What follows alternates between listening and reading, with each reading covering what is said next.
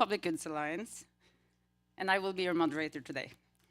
It is my great pleasure to welcome you to the first annual milestone event of the 15/5 campaign to advance safe, inclusive, and interoperable digital public infrastructure.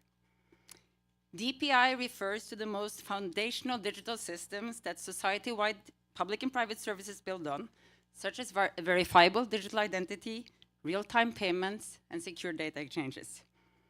The 15/5 campaign was launched in November 2023 by 11 first-mover countries.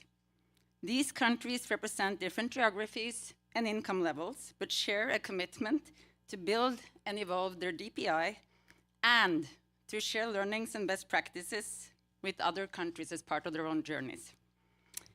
You will hear from many of these countries today, together with other countries that have joined 15/5 over the last year, or who are joining the campaign today. We have a packed agenda, and I kindly ask all speakers to stay within their allotted time. And also, please be not disturbed by speakers coming and going throughout the event. That's just the nature of the UN General Assembly High-Level Week, with so many events to cover in so little time. And we are incredibly grateful to all of you for making the time for this event, including those that are watching the live stream. And let's get started right away. It is now my great pleasure to invite on stage for opening remarks Her Majesty Queen Maxima of the Netherlands, United Nations Secretary General's Special Advocate for Inclusive Finance for Development. Your Majesty, the stage is yours.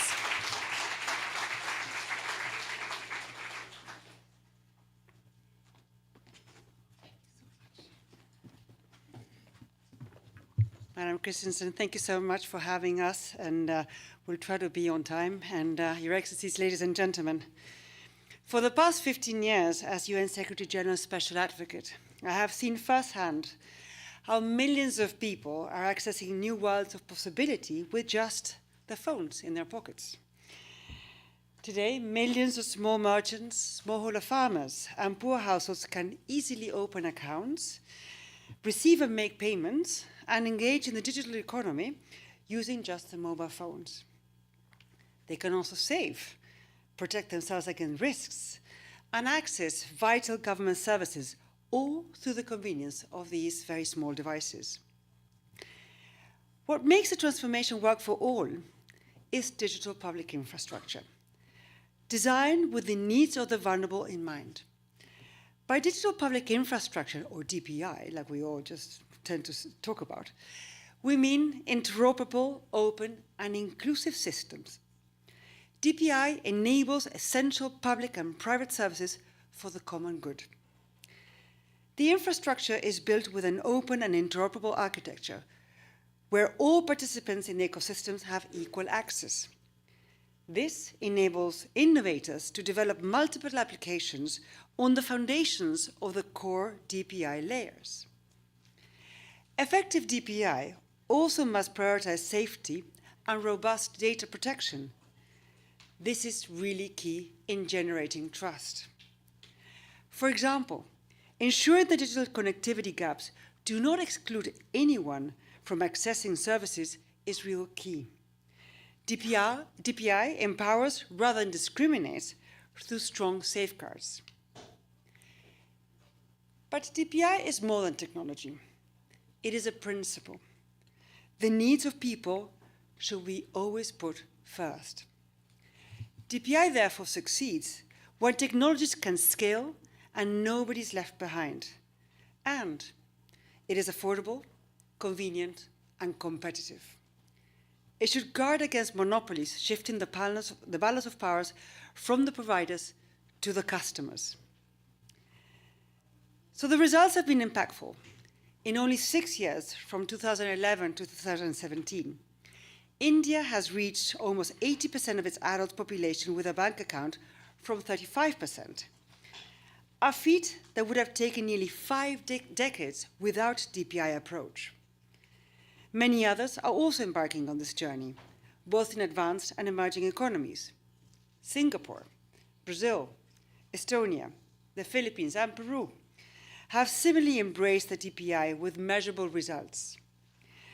What adds to the excitement is that we can see the impact going far beyond inclusive finance.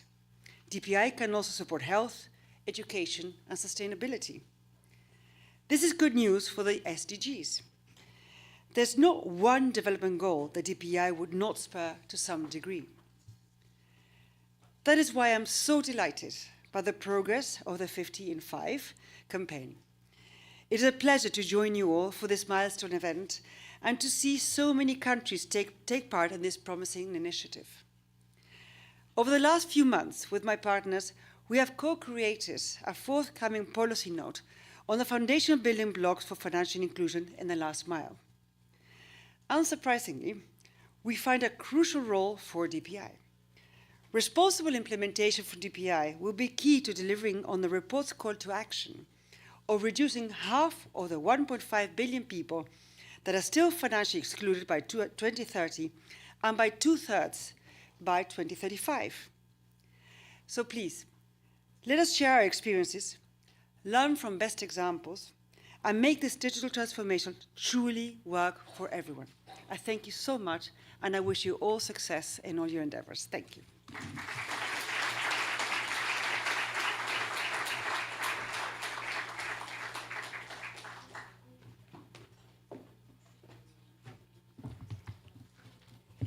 Thank you for those powerful opening remarks on financial inclusion, Your Majesty.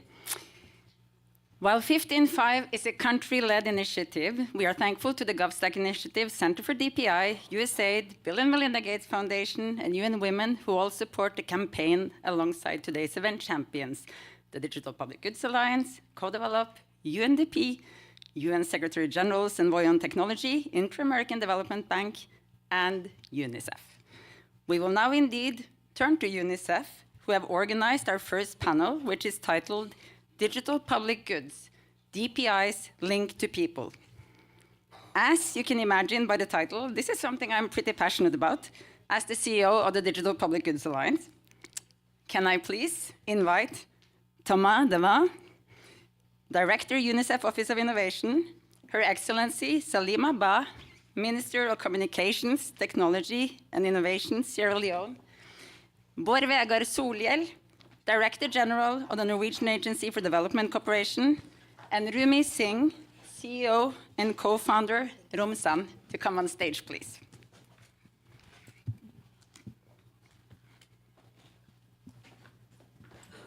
Thank you very much, Liv. The point on time is well noted, so we shall wait not a second and dive right into it. So we're here to really talk about DPGs, digital public goods. This has been called out in the Global Digital Compact as an explicit focus of our future progress on digital transformation alongside DPI, and it's really to make explicit what DPIs enables in terms of services to people. And that is what we're going to spend the next about 15 minutes, if we are on time, to discuss. Minister Ba, I want to start with you. You've been a champion of DPGs, really. You've enabled DPGs as an architectures. You've been very forthcoming in the region as one of the champions, demonstrating what it takes, but also how to do it. Would you speak to us what that matters to you? How do you enable that, and the steps that you take that you believe are important around those digital public goods? Yes, thank you very much, and thank you to everybody for attending.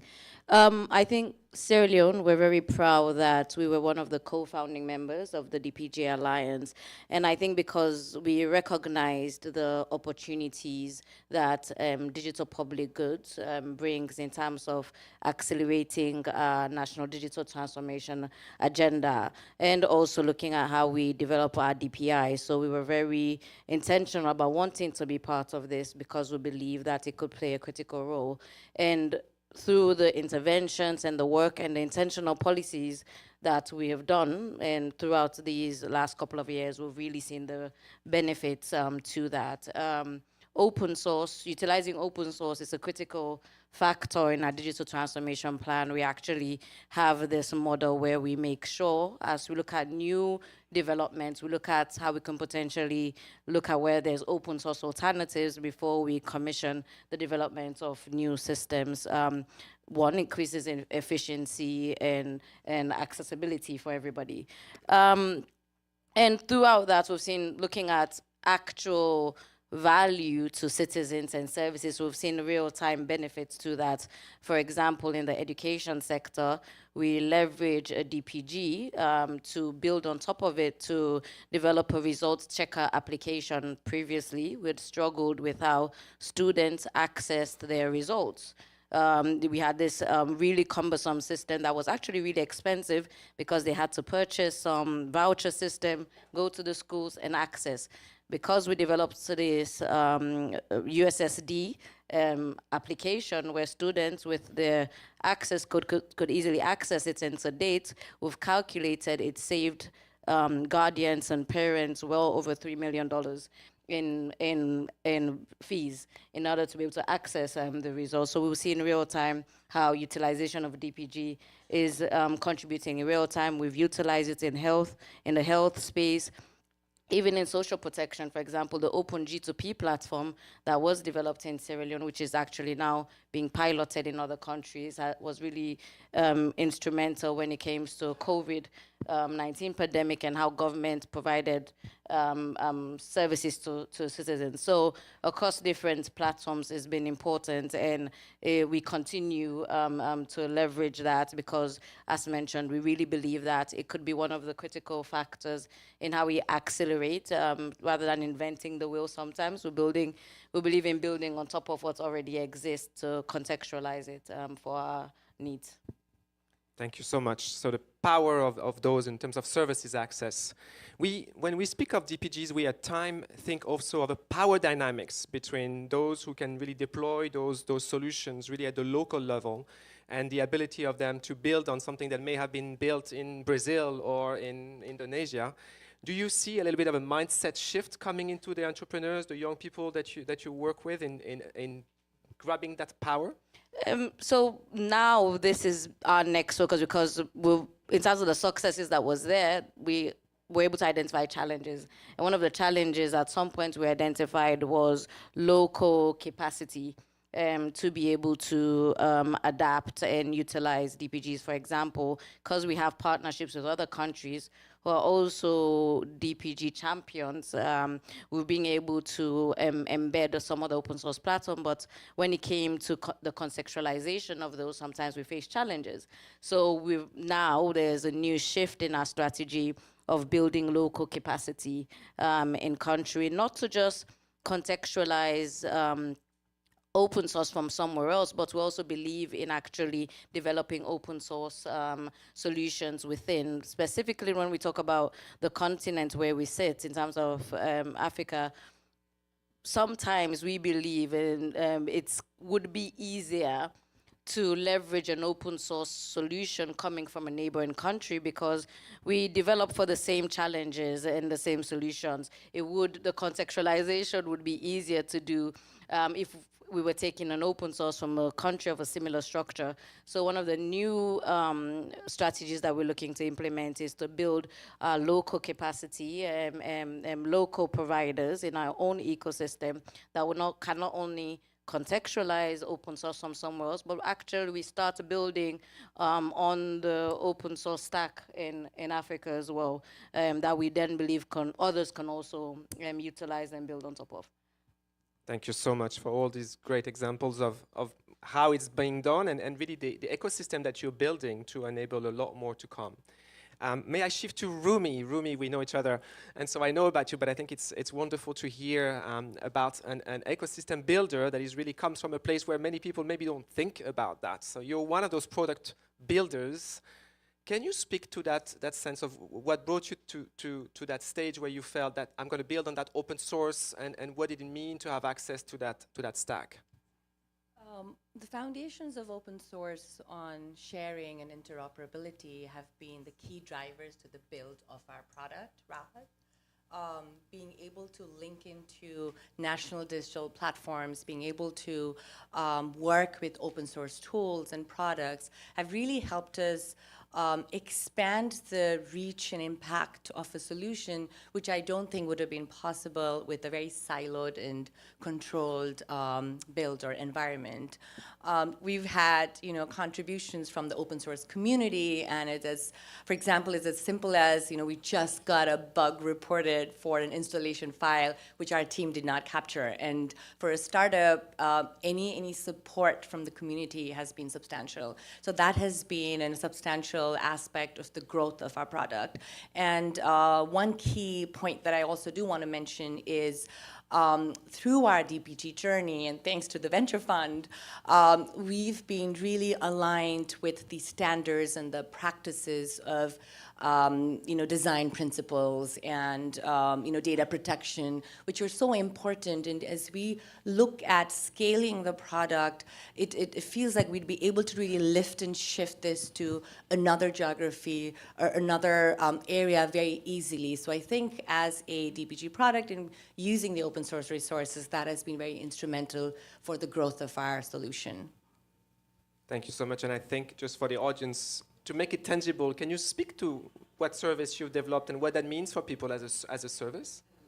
So our solution, Rahat, is a blockchain-based financial access platform that is very focused on streamlining humanitarian aid assistance, even before the onset of a climate disaster. So we're based in Nepal. It's a local product built by local talent, and we work with the local government, with local community mobilizers, in really looking at how we can build something that could have the impact and is very localized. So, for example, we've worked in very low-tech environments, so people without access to internet or smartphones or phones or even literacy. So we've worked in how do we customize it or localize it to that level where to be looked at, as the minister just explained, USSD features, to be looked at, voice-based localized content versus text. So we've been able to really work on that with the local government, and I think we've been able to reuse the solution or expand the solution in this monsoon in Nepal, where there's been floodings, and are looking at how that could help with anticipatory cash assistance. And I think the government and the countries could also really benefit from these locally developed solutions like DPGs, and reuse that and not be tied to a vendor, and be able to really expand that very easily and efficiently.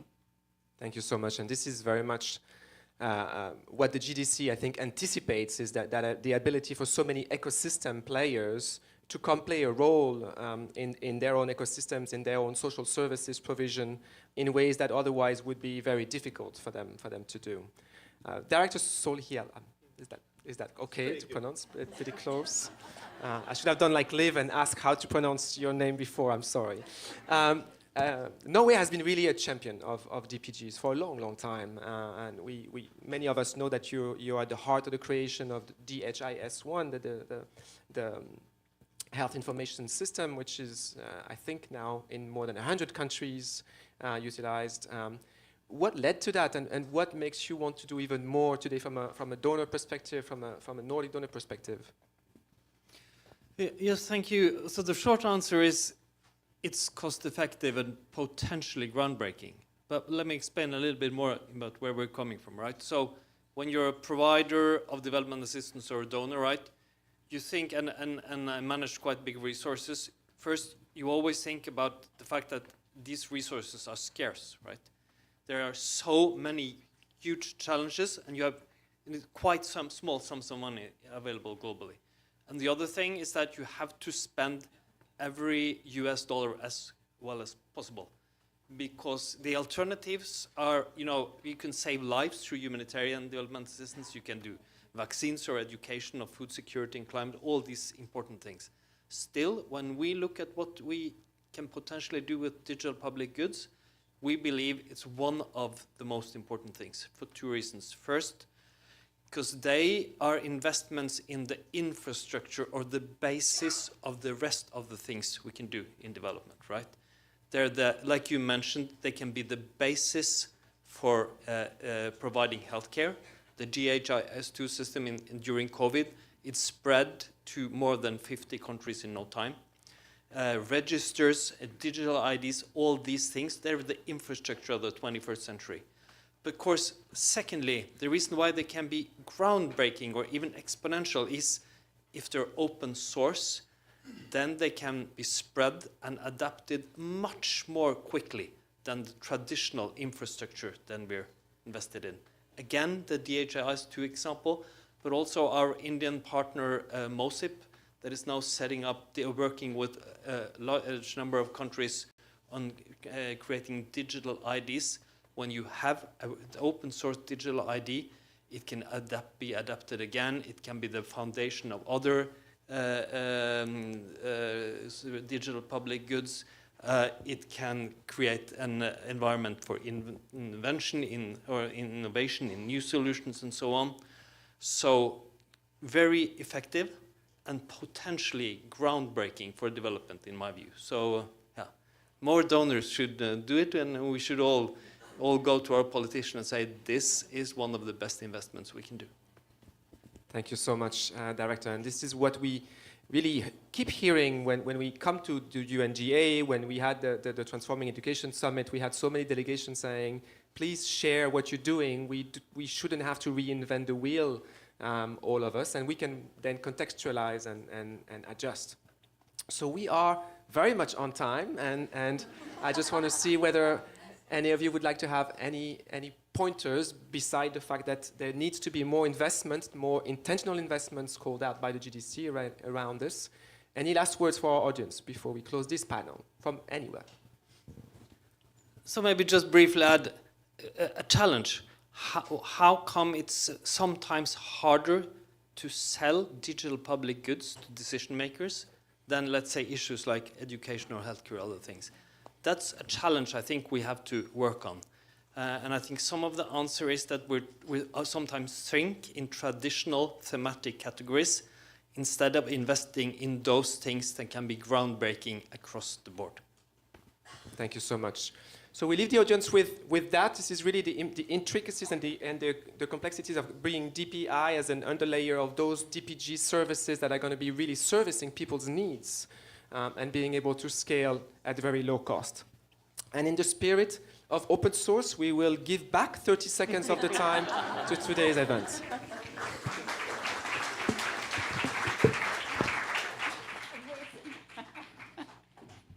Thank you so much for going under time. No, thank you for this initial panel. I, of course, believe that digital public goods can be a game changer for how countries build digital public infrastructure, including the local ownership that Minister Ba mentioned. I think it's critically important, the agency and the creation capacity that comes with it. It is now my great honor to welcome Her Excellency Esther Dweck, Minister of Management and Innovation in Public Services from Brazil, onto the stage.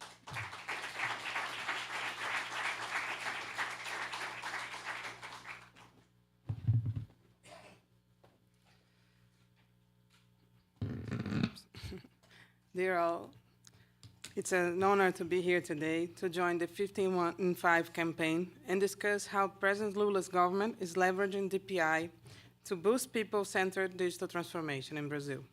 We recognize that the digital agenda is vital for development discussions and must address systemic inequalities, including those within countries and between countries. In the 2 decades that separate the World Summit on the Information Society from the Global Digital Compact recently adopted, technologies have evolved. The economies and politics have been transformed, but challenges and inequalities persist. In this context, we need to develop a comprehensive vision of the digital transformation of the state. It is about updating its ability to positively influence as a guardian of the public interest, inducer of development and generator of value for society in the very direction of the digital transformation. Our national strategy for digital government in Brazil, launched by President Lula recently, engages local governments and recognizes DPI as a fundamental component in structuring state actions and accelerating sustainable, fair, and inclusive development. We are also focusing on digital inclusion, considering its vital role in global economic growth and for regional development. In order to promote digital inclusion, We must ensure meaningful and affordable connectivity and developing digital skill to leave no one behind. Therefore, DPI should be used to create equitable access to resources, promote digital literacy, and foster economic growth. We have incorporated the concept of digital public infrastructure, which integrates data and technological systems into public policies, such as digital payment, digital identities, and safe data sharing. We believe DPI must be implemented with proper and universal safeguards, built through participatory process to ensure that they are safe and inclusive and protects people's rights.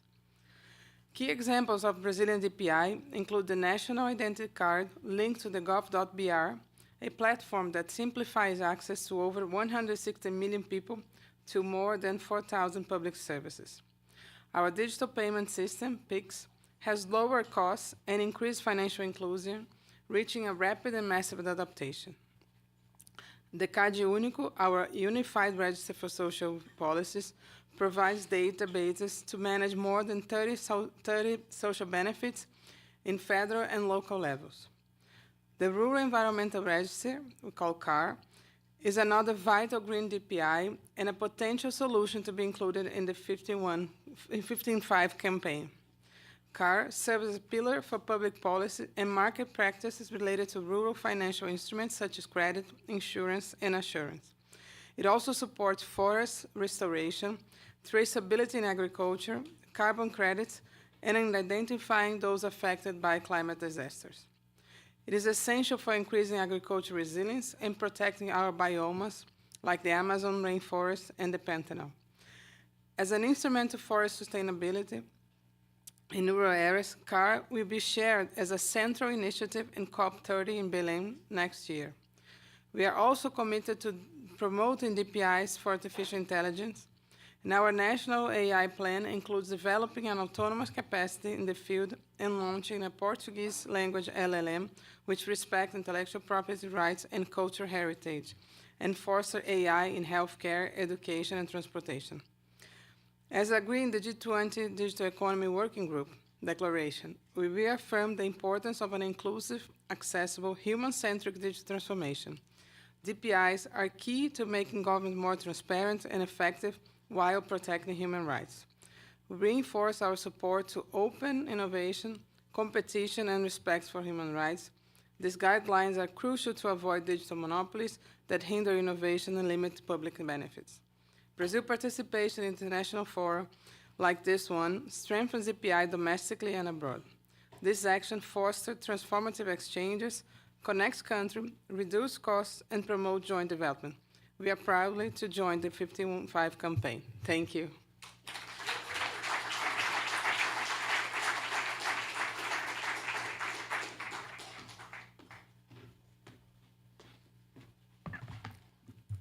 We are absolutely thrilled to have Brazil on board for the 15.5 campaign. I will say, Your Excellency, that your work on linking the DPI and climate agendas is impressive, and it is important for all of us. Let's stay in the region. We will now have a brief fireside chat called Catalyzing Change, DPI Success Throughout Latin America and the Caribbean. Can I please welcome on stage Armando José Manzueta Peña, the Dominican Republic's Vice Minister for Public Innovation and Technology and at the Ministry of Public Administration, and Miguel Porrua, Coordinator of the Data and Digital Government Cluster at the Inter-American Development Bank.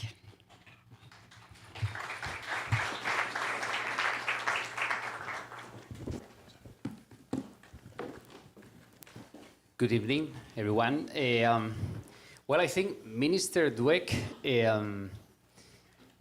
acted as great speaker of the Latin American and Caribbean region. Thank you, Minister. Not everyone is Brazil, not every country is Brazil, but it really showed the commitment of the region, and we have here another country that is a champion of DPI. From the IDB, I feel thankful to the organizers, to the partners, an honor to share the stage with Vice Minister Armando Manzueta. Since we have 10 minutes, Vice Minister, I'm going to use just probably 30 seconds to introduce you by saying that you really are the foundation of DPI in your country. For the past 12 years, in different roles in government, you have built the portal for access to government services, built or helped to build, right? The authentication system, the innovation lab, e-government, the cybersecurity team, etc. So Vice Minister Mansueta really is at the forefront of DPI in Dominican Republic. Not only that, you're a big part of an active part of the Safeguards Working Group within the Alliance, so we all thank you for that contribution as well. The arrival of DPI meets you in the role of Vice Minister for Innovation and Technology in the Ministry of Public Administration. Perfect place to be, Vice Minister. Yeah. So tell us, before we go into details about DPI in the long conversation that we're going to have in 10 minutes, what's the vision of the Dominican government, Dominican Republic government, about how digital can help citizens improve their lives? Well, first of all, thank you so much for the kind introduction. It's been, like you said, it's a very long journey, especially when it comes to digital and everything that we've been doing for the past 12 years on many fronts. But I think the last 4 has been the most transformative so far because basically we finally had this cohesive vision on how the country should develop. And of course, digital is at the forefront of everything. That's why when we saw all the problems that actually hinders our development efforts, especially when it comes to tackling poverty and some of the social exclusions barriers that we already have on gender, on youth and everything, we saw an opportunity for us to create these new systems, these new platforms that should be transversal. We didn't know the concept of DPI yet in our country, but we saw fit that the government should have these core platforms for us to provide tools to other government institutions so they can build their own services, their own applications, and everything that shares a common and unified way to provide the services. So in a way, the people can feel that the government is a seamless institution that can provide the same experience no matter what kind of services you get. So in that regard, we started working with that to try to breaking down the silos because we also understand that if for the government to be as pervasive, that to be felt as part of the citizens' lives in a way or another, the information should flow freely. So that's why when we started working with these platforms, we first identified an opportunity for us to work on the interoperability platform, which is based on the X-Road, which is a DPG, but also DPI that has been developed by Estonia. And we're very thankful for the help and the support for the implementation of it throughout these past years. And after identifying the main use cases, we can proudly say that we have more than 60 institutions that are actually using the platform. And there has been some important exchanges that are happening over there. And that has improved the way the citizens receive services from education to healthcare and other private sector services as well. On the other side, we have another problem, which is how we can identify people, how we can properly say that that person is the person that is saying currently at this moment. So we decided to build this authentication platform that was, we didn't use any existing technology as a base, we did it from scratch. And then we decided to create this tool using AI and other things, so we can properly identify the people by validating with the civil registry and the face of the people that they're currently the same person that they're implying to say. We have implemented this into 2 main products. The first is the Government Citizens Portal. We have it implemented on the single account in that portal. And the second one is our recently launched digital wallet. This wallet isn't properly a digital ID because of one of the main problems that we currently face in the digital forefront is that we have many institutions that with many mandates, and not necessarily all of them are within the administration. So we built these products in the lieu that it must set the foundation for us to have a foundational digital ID system that actually work on that sense, but it's a very good start no matter what. So the main vision that we are trying to do with digital is that we need to give access people to the rights that they earned and that are consecrated in the Constitution and in the laws we also need to be as not just this, we need to be at the center, but not the center, because the center should always be the people. So using technology as a medium for them to be part of it, and also to remove the obstacles that makes people happy and to achieve their goals and their needs and their realizations is an important thing for us when it comes to developing these new technologies and adopting these DPIs in order for us to be also more developed and equitable nation in the future. Thank you, Vice Minister. When someone is so committed, he moderates himself, right? Because he already advanced some of the things that I wanted to touch upon in the second time around, but we have 4 minutes, so that's good. This is an efficient use of the time. I think Queen Maxima mentioned very well that this is about reaching out to everyone, right? About universality is one of the values of DPI. So, Vice Minister, tell us, and you've been awarded a grant from the Inter-American Development Bank thanks to the financial support of Co-Develop to precisely materialize part of the vision that you were describing right now about what we call the citizen binder, right? The Carpeta Ciudadana, right? That you already have the foundations.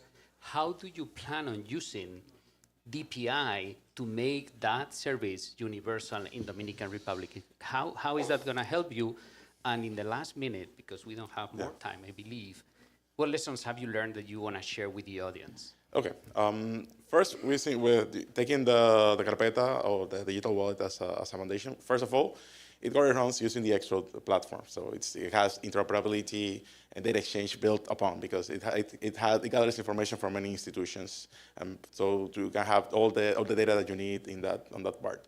The second is, in the future, I think, that's something that should be consensuated with OPTEC, is that how we can implement the consent mechanisms and tools within the same DPI, also because people need to know who government institution is accessing their information, and if applicable, how we can have the citizens have the granularity that they need in order to have certain control over the data, not just handing it over to the government agency, but also to see what they do with that and what other things they might be doing with that data information. So that's two things. And the third one, of course, and that needs some legal reform, is that the information that is used within stored within the application can serve as a replacement of a physical card for ID validation. And then that's some of the things that we are actually considering, and I expect that to be materialized in the coming months. Thank you, Vice Minister, for sharing the lessons learned and the enthusiasm with the region. We have already 4 countries from the region committed and 4 more aligned, so I think we're making our contribution as a region to the DPI efforts worldwide. Thank you to the audience for the attendance, and thank you, Vice Minister.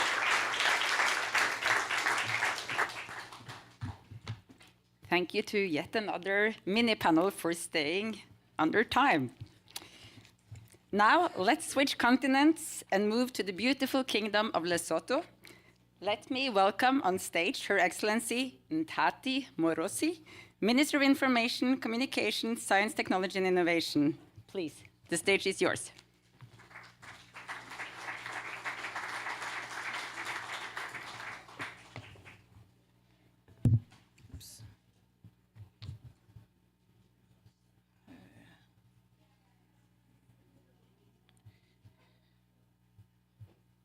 Please give me a minute to get my statement.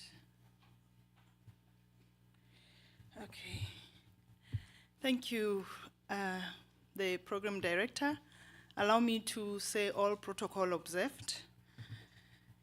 Lesotho is very proud to be part of the 15-5 campaign, working alongside our global peers to accelerate the adoption and scaling of digital public infrastructure.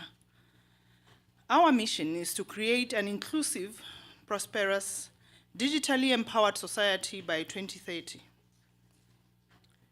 Guided by the National Digital Policy and the National Digital Transformation Strategy, which we recently completed. And we see DPI as central to achieving this vision.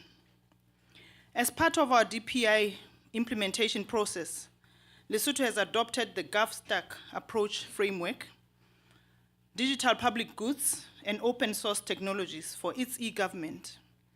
Specifically, the digital identity, digital payment system, as well as data exchange will be an open source platforms that will provide us with a flexible, secure, and cost-effective foundation to scale digital services across the country, ensuring all Basotho can engage with the digital economy and access to public service seamlessly. We have been listening to countries that are already implementing, and I just want to say that we are also interested to learn. We are eager to learn from other 15 countries, particularly on the following areas. Digital ID system. We want to learn the best practices for national digital identity implementation, especially in countries that have successfully achieved widespread adoption and ensured high levels of security and privacy. We are also interested in learning about digital payment systems and understanding the strategies for building secure, inclusive digital payment ecosystems that promote financial inclusion and support entrepreneurship, as well as effective approaches to fostering trust and adoption among citizens and businesses. Interoperability frameworks are also part of our interest. We want to understand how different countries have developed frameworks that enable seamless integration of digital services across multiple sectors and government agencies. Human capacity development insights into strategies for building and enhancing digital literacy, strategies on citizens' approach and technical skills among public servants and citizens to drive DPI adoption. I would like to, at this point, just share a little bit about our insights from Lesotho regarding DPI lessons. We believe Lesotho is well placed to share that development of the National Development Policy and National Transformation Strategy that we completed recently is part of what we are going to need DPI for. We understand that DPI and digital public goods are foundational to successful implementation of those documents. As a result, we can provide valuable insights into country planning to develop on similar vision setting documents. I would like to complete my remarks by talking a little bit about sharing of open source technologies. As the country, Lesotho is planning to share our open source technologies as digital public goods through this campaign, and we will be building foundations for a digitally inclusive Lesotho, while at the same time contributing to the global dialogue on digital public goods and infrastructure. Together, with the shared knowledge and commitment of 15 community, we can achieve remarkable progress towards a prosperous digital future for all. I thank you.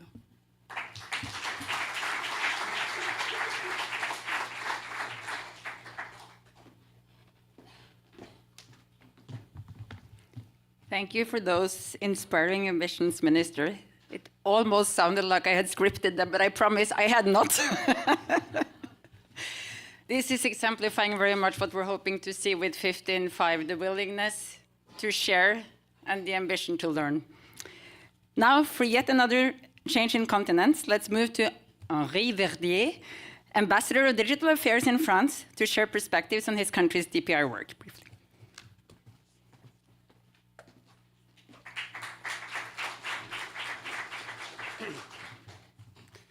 Good evening.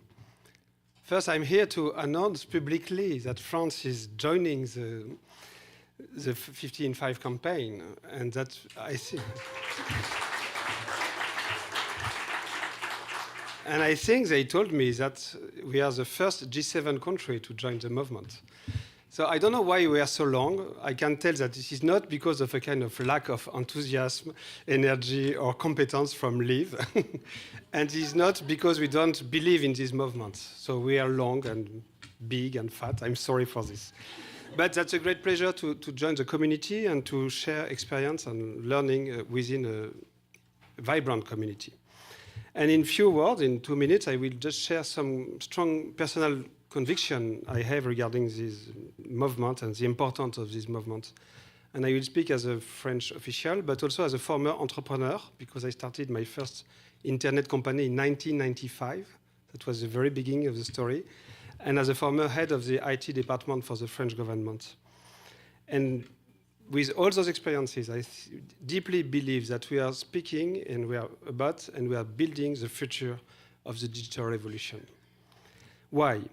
On one hand, we can observe that the open, free, decentralized, multi-stakeholder governed internet was and is still very, very important. It did unleash innovation, empower community, spread knowledge and data, and we must protect this.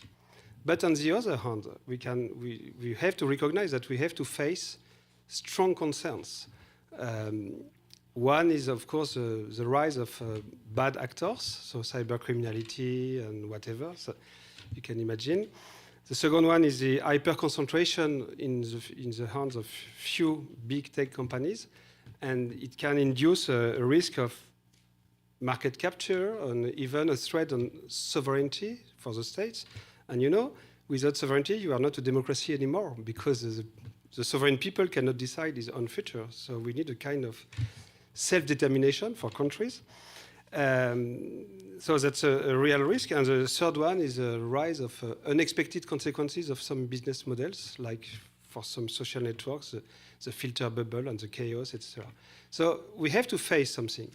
And of course, we as government, if we just try to regulate directly internet, we could break everything and jeopardize everything. And good news, we can trust two ancient and very important traditions. One is the tradition of digital commons. If you pay attention, the real story of the digital revolution is not the story of big techs or the Silicon Valley.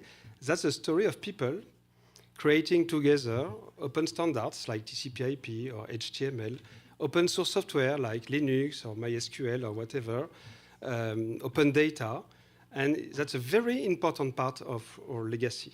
And the second one is a long story of public infrastructure, of public services. And a large part of Europe's prosperity and sovereignty is because a long time ago, we did build roads, bridges, trains, and we did develop our countries through great infrastructures. So today, at the crossroad of those two traditions, we might have a solution to develop our countries while respecting the free, open, and decentralized internet, but with a real feedback loop from our societies and our democracies. So that's why we do embrace this movement as much as possible. That's why we were very happy with the Brazilian and before the Indian G20, and that's why you are happy to join the community. Thank you very much.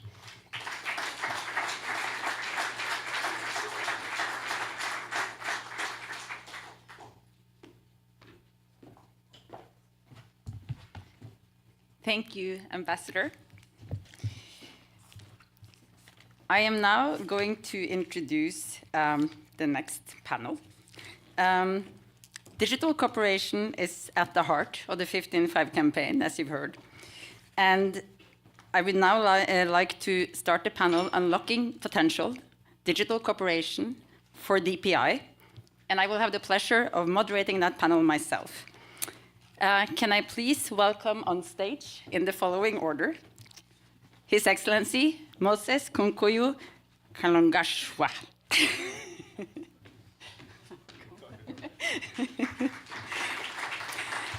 Her Excellency Josephine Teo, Minister for Digital Development and Information and Minister in charge of Smart Nation and Cybersecurity, Singapore. And let me just correct, I got so hung up on the last name of His Excellency Moses that I forgot to say that he's actually the Minister of Information and Digitalization of Malawi. Can I then welcome His Excellency Margus Tsakna, Minister of Foreign Affairs of Estonia. And Her Excellency Sina Lawson, Minister of Digital Economy and Transformation, Togo.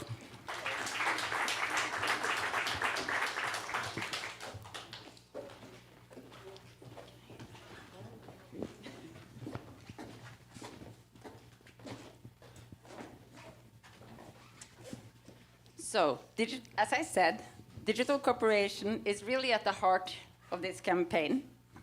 So I would like to invite all of you to share some perspectives on what digital cooperation for digital public infrastructure means in your respective country settings. And I wanted to start with you, Minister Theo. I know you have a plane to catch afterwards, so I expect that you will have to leave us pretty quickly. But I am very interested in hearing your remarks from Singapore Sen. Thank you very much, and we feel very honored to be part of this very important and meaningful initiative. Perhaps I'll organize my remarks along 3 lines. The first is I wanted to share our takeaways and lessons learned when it comes to digital inclusion. Singapore, as you know, is a very small island. So compared to some of the challenges that our colleagues face in terms of wiring up the country to achieve digital connectivity, we have had a relatively easy time.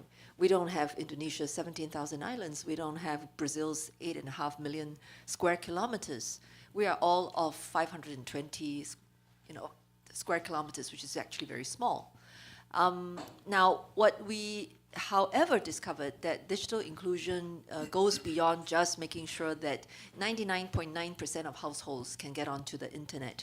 There is the difficulty with devices. We talked about this with my esteemed colleague from Malawi.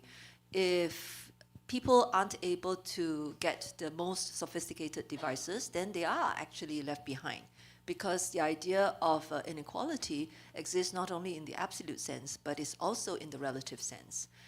Even if you had access to the devices, if you don't have the skills to use them, if you don't have the confidence to use them, then you have another problem.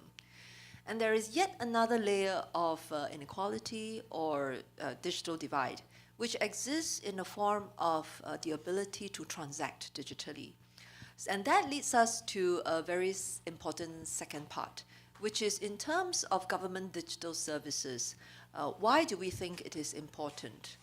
There are 3 reasons, and I think the first is because when government chooses to deliver some of its public services digitally, actually that's a very effective way of getting everyone skilled up, because you have no choice. The government says that you have to transact with us digitally, you are in some way forced to learn. But if the government is thoughtful about how we design the delivery of those digital services, in fact, it could be a way to help everybody come on board. The other very important reason for why government should pay attention to the delivery of government services using digital means is that we do need to be able to get enough experience and expertise in order to to govern effectively in this space. So unless you yourself have been involved in delivery of government digital services, then there is a gap in our knowledge and understanding.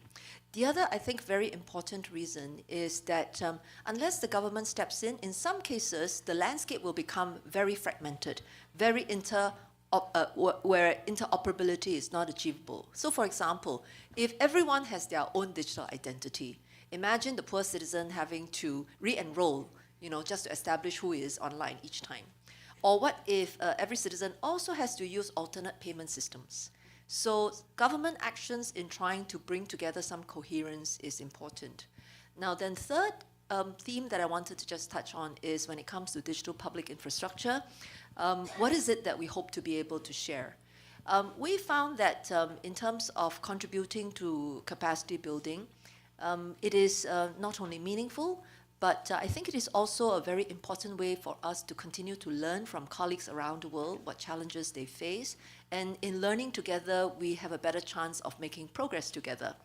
So one of the ways in which we have done so is that because we are the convener of the Forum of Small States, then on its 30th anniversary, we decided that we should introduce a digital pillar.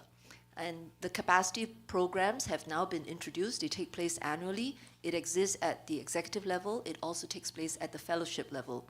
And through this process, we have been able to bring together colleagues from around the world to try and make progress together. But there is one other way that we hope to be able to contribute to joint progress.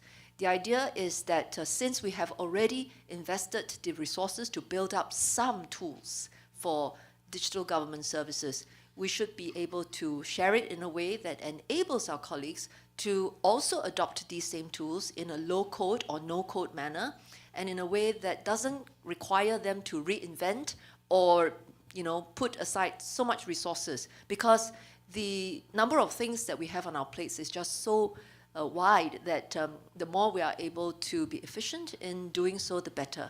So we're very happy to take part in the Digital Public Goods Alliance. The whole philosophy of using technology for good is something that we subscribe to. And in terms of the 50 in 5, we are very happy to contribute specific tools that are low-code in nature. One, for the purposes of government creating forms, because all governments use forms to collect data, to ask people to submit information. The other one is that government, in terms of sharing information with citizens, always have to, build websites. And we have found that even within the Singapore government, previously, departments spend enormous amounts of money just to build a simple website. And we found a way of doing so that is much more cost-effective and enables the government to stand up websites as and when the need arises. So we hope that by contributing these tools, we will benefit our colleagues and so that we can continue to learn together. Thank you.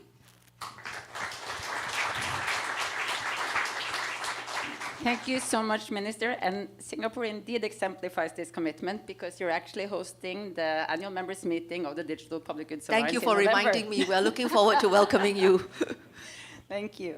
So, and if you have to catch your plane, you're very welcome, but please stay. I want to listen Yes, to my colleagues great. to learn. So, Your Excellency, Minister Moses, let me now turn to you to ask about Malawi's perspectives on digital cooperation for digital public infrastructure. Thank you very much. I think I'll spend the next 2 minutes talking about Malawi's story, our expectations from progressive and mutually beneficial collaborations, but also the challenges that we face not only as Malawi, but as a continent, in as far as our agenda, our collective agenda to leave no one behind is concerned. Malawi is excited to be part of this alliance.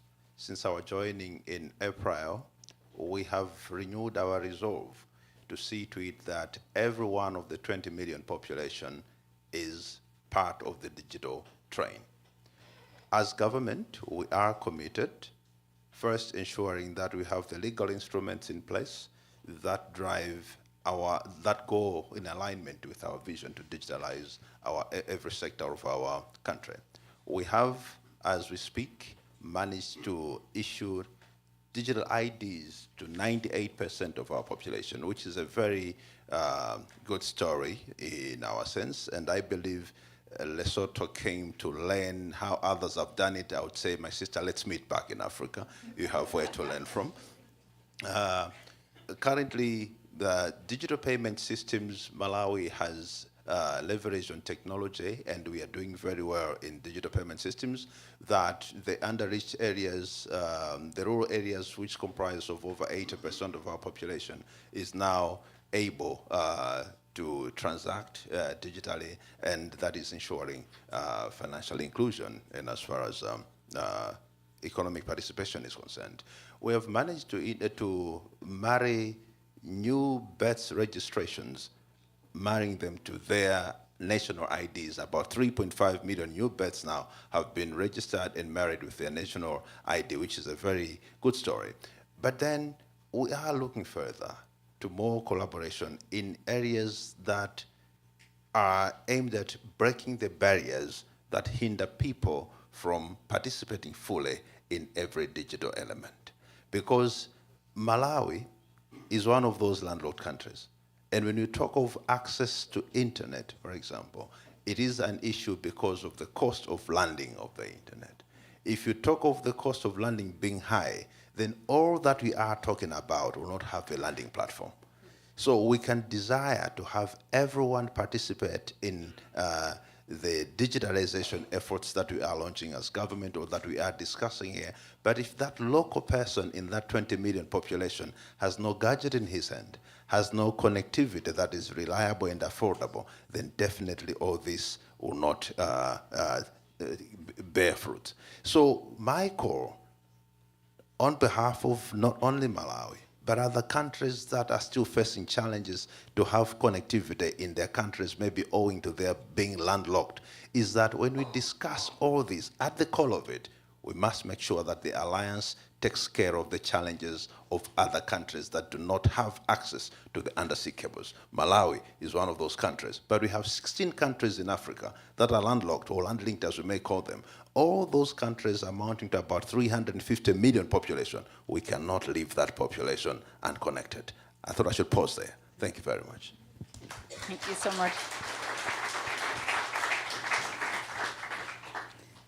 Over to another continent, to Estonia, who has a long-standing tradition for international digital cooperation, and you, Minister Tsakna.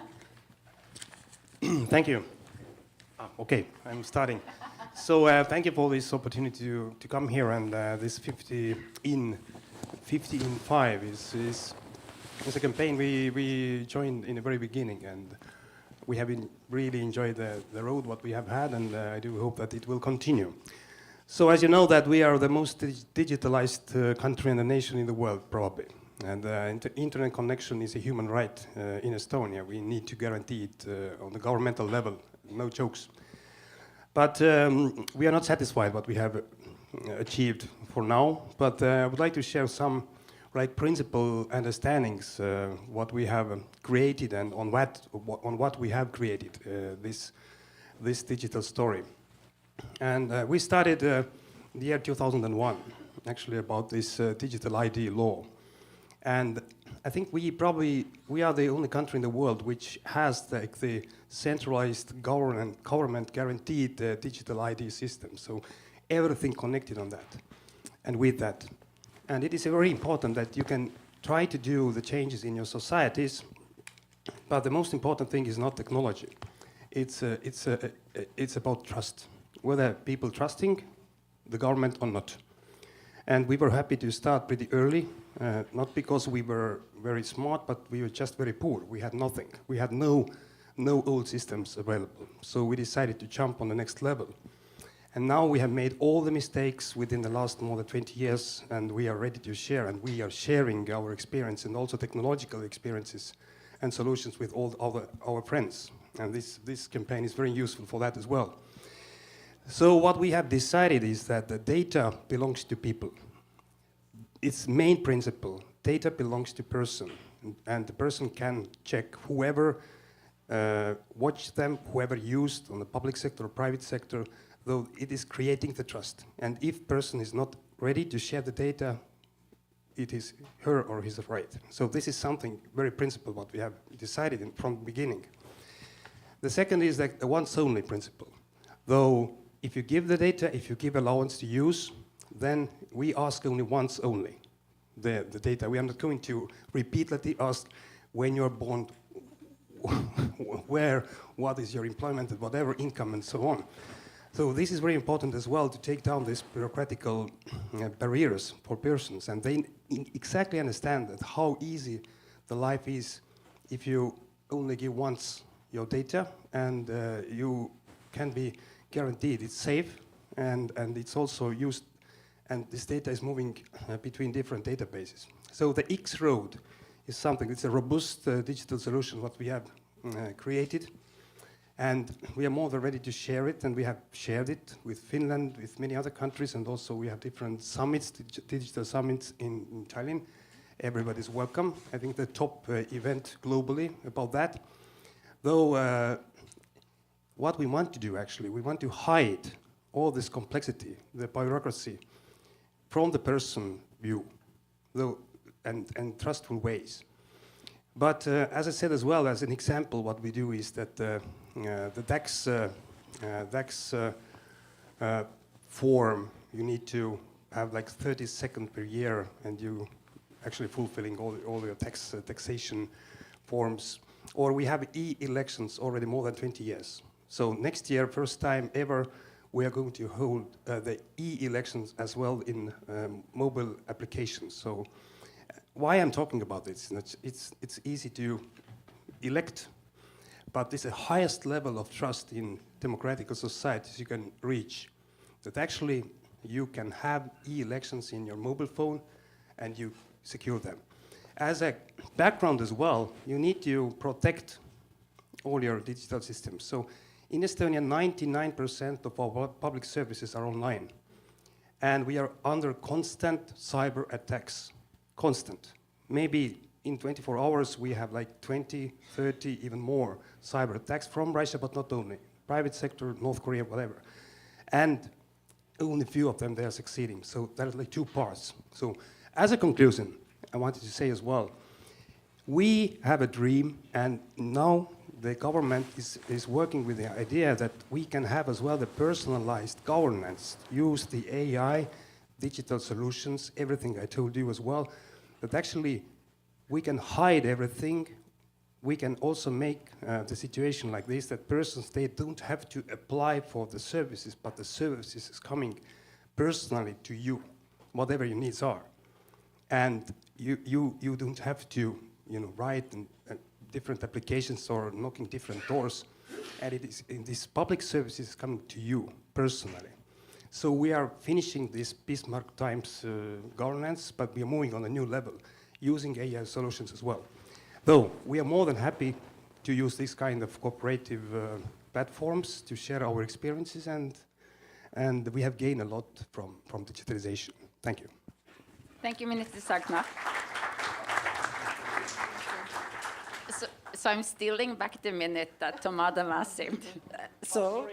No, don't worry. First of all, I love what you said about also sharing the mistakes, like what you have learned and allowing others to not repeat the mistakes that you made by being an early mover. I think that's a very, very important point.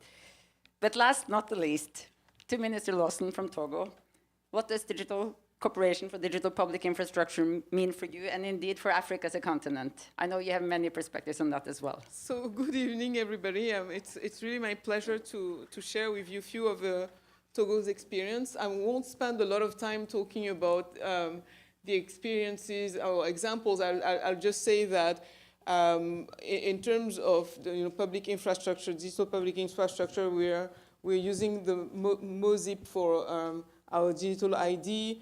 During the pandemic, we used DHIS2 for health vaccines enrollment, for payment, government to citizens payment. We are using G2P Connect and Open G2P. And I would say for data exchange, we work with Estonia and X-Road. What I want to say is, having listened to what everybody said, and it was very, I agreed, and I would say I relate to a lot of the comments that were made. When we think of digital public infrastructure in Togo and in Africa, it's not, we want to use them not only because they're cheap, of course they are, and not only because it really enables us to feel that we're sovereign, and that we have sovereignty over, our tools, but also because it's important for our positioning as a continent. You see, when a lot of countries come here and they're all willing to share their technologies with you, and that's great, but you can't be always in the position of receiving what everybody else has have developed, because you never get to develop something, which is the path for development is for you to do it yourself and to do it on your own. And so what DPI provides us with is the opportunity to open the box. It's no longer a black box, and to actually tweak few things and adapt it to what we want. And that's the first step, because the second step would be for us to do things entirely on our own. So what would really add value to this initiative 15.5 is also to think a lot more on how to scale up training for various types of individuals, because when you were referring to Estonia and other countries, development and digital transformation is often done by businesses from the country. I don't see any instances, there are none, in the world where digital transformation came about, corporations coming from abroad and supporting you develop yourself. It doesn't work that way. What works, and that's why all this is so important, is that we need to have entrepreneurs from Togo, from Nigeria, Sierra Leone, Malawi, getting to actually be the ones supporting us in our, in our journey for digital transformation. So every time we use DPI, we should make sure that we have the appropriate training, and it's not easy. I know that, for example, in the case of MOSIP in Togo, we send people in India to get training, but we need to do this at scale. So it's not easy. We need to build these programs where we actually train people so that they can be, part of the solution. And so that's why, for us, using open source, for example, is a cause. It has to do, obviously, with financing again, but not entirely. It's also because it makes us proud to be able to actually do things on our own. So and every time you interact in the digital sector where you have a lot of young people, it does matter for them to say we did it and so on. So that would be my take. Thank you so much. Let's do another round of applause, sorry.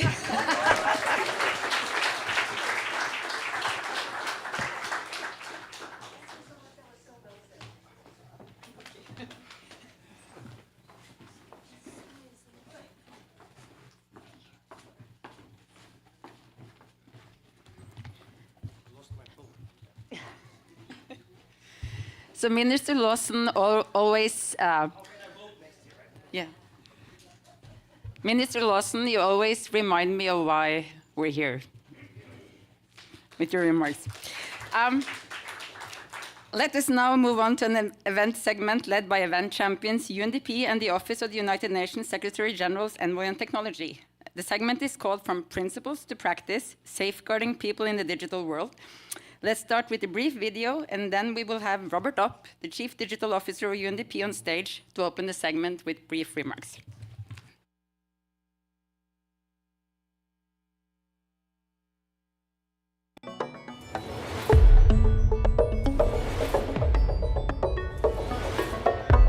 Prioritized in the Global Digital Compact and gaining momentum as one of the UN Secretary General's high-impact initiatives, DPI is delivering impact at scale. It is turning possibilities into realities and empowering countries to transform our planet and people's lives all the way to the last mile. From Malawi to Finland to Brazil, DPI is a transformative people-first movement. This movement recognizes the need for safeguards as an upfront necessity, not an afterthought. Embedding universal principles across every step of the DPI design and implementation journey ensures that the rights of people are respected and preserved and our planet is protected. This includes in Malawi, where 97% of Malawians have a legal digital ID being used to access services. This adoption saved the government $43 million in annual payments that were previously made to ghost beneficiaries. The same in Finland, where the X-Road data ecosystem offers over 800 public digital services and has scaled as a public good around the world. With a commitment to safeguards in the Brazilian digital government strategy, the Rural Environment Registry is helping to achieve the goal of the Paris Agreement by reforesting 12 million hectares and creating interoperability between stakeholders and infrastructure across natural resources. But it is not just Malawi, Finland, and Brazil. The impact of DPI is growing, with more and more countries leveraging the transformative power of digital public infrastructure. To keep the promise of the Sustainable Development Goals, DPI represents a fundamental pivot that involves everyone, everywhere, and that includes you. Let's work together to build a safe and inclusive digital future for all.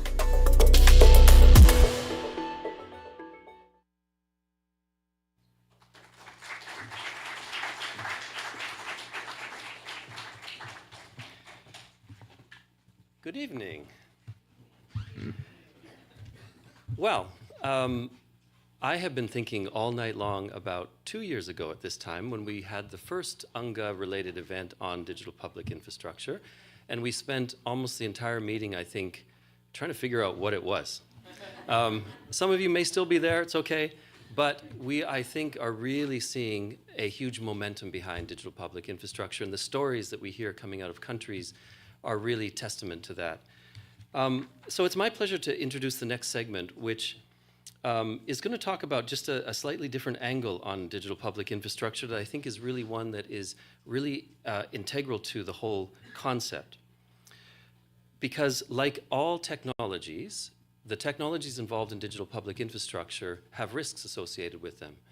Some of those risks could be for privacy against privacy of individuals, or cybersecurity in some cases, exclusion of people or marginalized communities, or some other kind of form of infringement on people's human rights. Ultimately, what we risk is that we don't make progress against the SDGs as well. And this is why, in my opinion, digital public infrastructure really shouldn't be thought of as technology. It should be thought of as an approach, and an approach that embeds a set of safeguards and good governance measures at the very heart of it. And indeed, we have a global digital compact now that makes reference to the importance of safe and inclusive digital public infrastructure with appropriate safeguards. So over the last year, because at last year's UNGA, we actually announced, together with the Office of the Technology Envoy, that we would be working on an initiative around safeguards for digital public infrastructure. And over the last 12 months, a huge progress has been made, and the panel that is going to come up is going to touch on some of the issues that have been raised. And we're really close to having that framework, close to launching that framework around digital public infrastructure safeguards. And I just want to have a couple of thoughts looking at the time. What does it take to do this right? And there's just a few ingredients I want to mention. One is the intention and the will, putting safeguards and good governance at the center, and from the very beginning, not as an afterthought. Second one is an investment, in making sure that you're setting aside the financial part to support safeguards. And the third one is the capacity, where for technology, but also for safeguards, you need the capacity. The final thought is that 15.5 shows us how important partnerships and community are to making this all work, peer-to-peer sharing, learning from one another. And this really is an opportunity to take the momentum, building on the Global Digital Compact, building on the growing interest in digital public infrastructure, to build the safe and inclusive, on the banner back there, the safe and inclusive digital public infrastructure for the benefit of everyone, everywhere. So, with that, I'm going to invite our panel up. I am not going to moderate the panel. I didn't take on as much work as Liv did. But we do have a moderator who I'll call up, and then I'll call the members of the panel as well. Sanjay Purohit is the CEO and Chief Curator at the Center for Exponential Change, and he has been the Chief Rapporteur of the Universal DPI Safeguards Initiative that I was mentioning. You can come, I will come on, yeah, we'll welcome you like this. The Honorable Olutumbosun Tijani, who is the Minister of Communications, Innovation, and Digital Economy of the Government of Nigeria.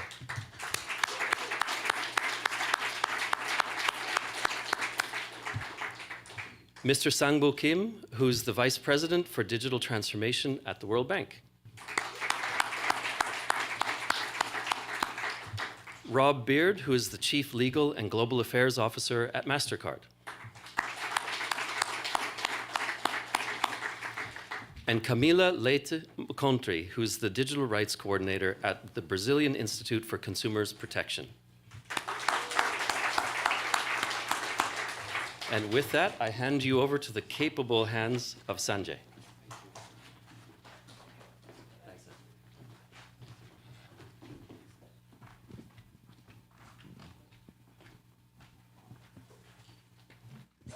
Thank you so much, Rob, and welcome everyone to this rapid fire panel talk.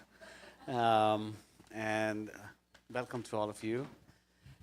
Good evening, and our topic today is from principles to practices, safeguarding people in a digital world. I'm delighted to be in presence of such a distinguished panel of co-creators, because I may remind you that the entire exercise of the development of the safeguards had participation from every one of the institutions that are here on the stage, which is just amazing. Thank you. And of course, the August audience, thank you so much for being here. As elaborated in the Universal DPI Safeguards Framework, which you would know of more as it gets released very shortly, which was stewarded by the UN Secretary General's Office of the Envoy on Technology and UNDP. It necessitates an active engagement, this is important, an active engagement of all stakeholders of DPI initiatives and the related ecosystem in countries. The term we have been using is multi-stakeholder holding environments. I want you to hold on to this word, holding environments, because the question is, how do you create such environments in which safeguards are held together by all the actors of the society? This is very, very important. These holding environment enable spaces for sharing different viewpoints, resolving them to build a safe and inclusive society. It involves technical assistance, convenings, capacity development to generate dialogue, build consensus, and create opportunities to advance safe and inclusive implementations. So like we have been discussing so far on different other panels, it's not only about having principles, but creating an environment in the society to uphold these principles in day-to-day lives as DPI is implemented. So in that context, I'm going to turn over to my esteemed panel. I would like to start with His Excellency Dr. Tijani. So while accelerating and integrating DPI for Nigeria, what steps are you taking to build this future with safeguards? Thank you so much, Sanjay. I think the best place to start is perhaps to quickly define what we think, in our opinion, is the excitement around DPI. Which is, if you're part of any government in the world today, you probably will see that there's strong trust issues between government and citizens. And most of this is coming, I think the minister from Estonia touched on it a little.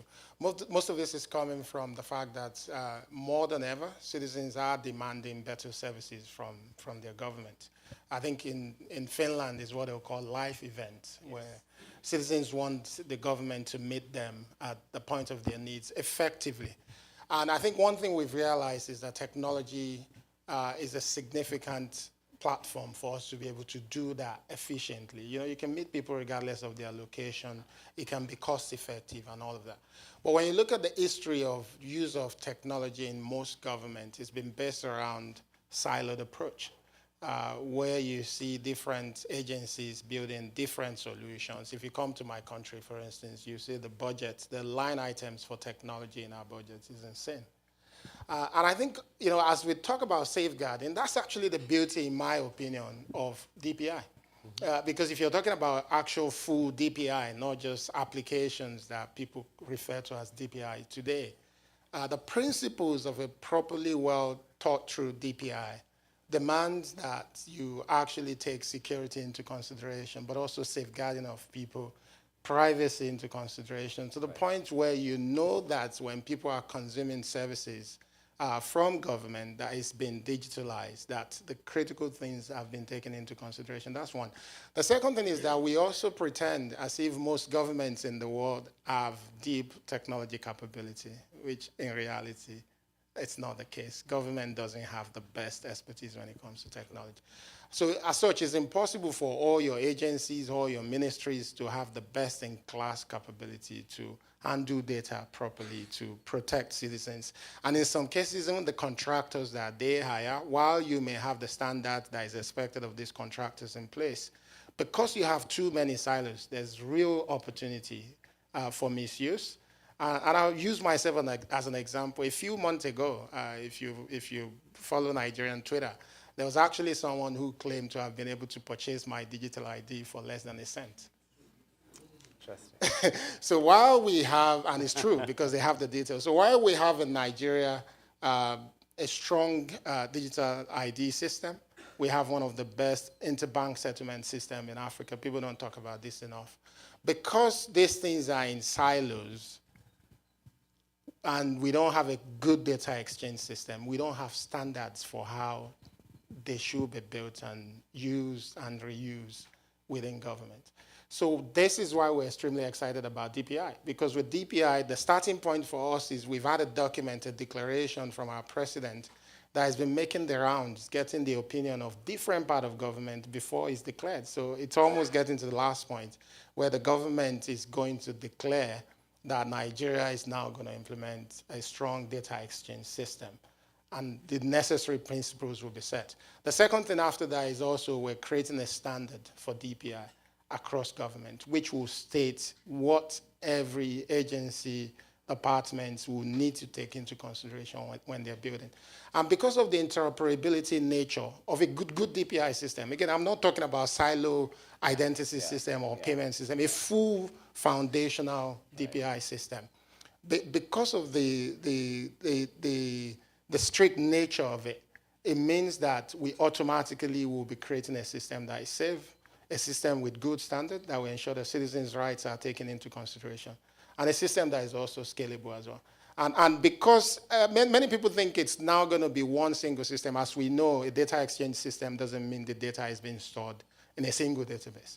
It just means that there's good standard and an exchange system that allow you to share data securely. And I think Estonia is a fantastic example from what they've done with most of the recent attacks that you've seen from there as well. The ability to have a world-in-class team to manage it, I think that's why it's important for us. And that's lastly, that's why we're also ensuring that before we start on this journey, we're actually setting up a national DPI center, which UNDP locally is funding. And the goal is that that center will be able to mobilize resources. The board for the center will be made up from the private sector. This is something we learned from the Indian experience, to ensure that we actually have good technologies that can help manage these things, not contractors. Excellent. Thank you so much, His Excellency.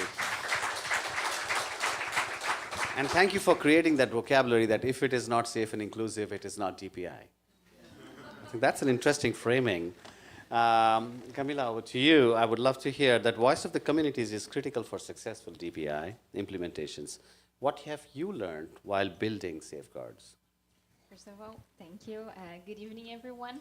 I think that one lesson that was learned, but also we brought us a lot of experience through that, was the important role of every stakeholder on the development, on the whole cycle of the DPI, but I would like to highlight the role of civil society and people's voices in building it. How many consumers did you hear when implementing DPI? Sometimes we would like to advance on that, but we don't hear people in the end, users in the end, consumers in the end. I would like to state the importance of that, to create a technology, a DPI that is empowering and human rights based. The GDC also highlighted the importance of this multi-stakeholder cooperation approach, and for this reason, I would also like to present this, and I present this lesson dividing into experiences. First is addressing a harm related to redressal, and the second one related to privacy and discrimination. The first one is our experience in Brazil in participating in Forum PIX. Forum PIX is a consultative organ that actually is very important on the co-creation of our DPI, or our financial DPI, and we are the only civil society organizations and consumer voices being heard. And this has been important to bring some problems related to frauds.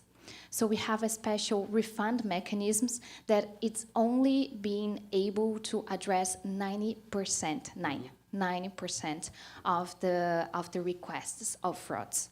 And 9 out of 10 people don't even know the existence of that. So we are there in that place, bringing this kind of discussion. And we also included the cross-feedback of this learning inside the initiative.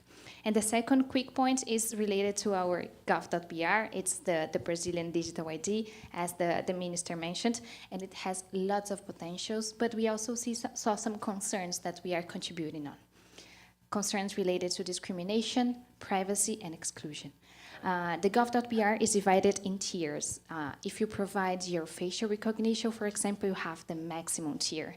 This can bring some concerns related to privacy, discrimination. For example, we have we have information of Black people that couldn't get their faces identified because the database could not be that much inclusive. So we are intensively working on that, and we did internalize this kind of contribution inside the initiative, as we believe that the people's voice must be heard, and it's important to advance on what we all want for DPI. Thank you so much, Camila. Thank you. I'll turn over to Sangbo. How are multilateral organizations learning and evolving to focus on safety and inclusion in a rapidly digitizing world? One thing I really would like to highlight is that the safeguard is not a complementary thing for this infrastructure. This is one of the core concept, because that's why we're talking about the public digital infrastructure. It's not private.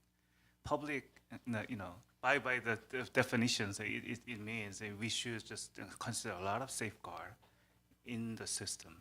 For example, inclusion, privacy, data protection, and effective governance is the core of the safeguard. Let me give some example about the inclusion.